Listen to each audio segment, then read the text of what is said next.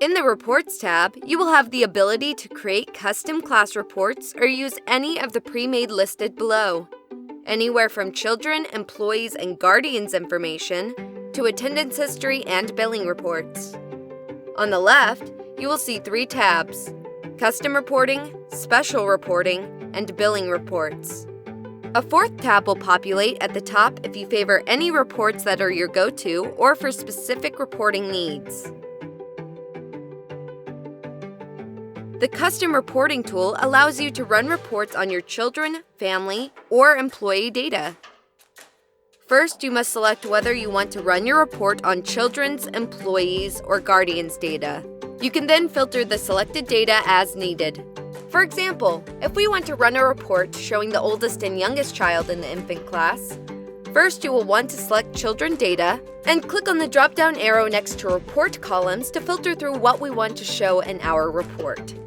Let's say we would like to have their photo, first name, last name, age, and nothing else. Hit OK, and then click on the drop-down arrow next to Room. Select Infants Class. Now we can alphabetize A to Z, Z to A, or by age youngest to oldest. Here we can see that Bree Flores is the youngest and Andrew Thompson is the oldest in the infant class. You can also download your document as a PDF or a CSV file to edit further. Now you have a nice printable form to view. Within the Special Reports and Billing Reports, you will have instant access to any of our custom-made reports listed below. From classroom directories to invoices, simply select your desired report and your data will populate to the right. You can then download and print the report at your convenience.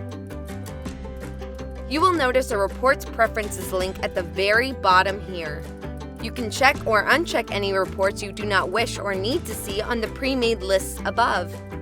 Thank you for watching. If you have any further questions, please contact your designated customer support representative or email support@childpilot.com.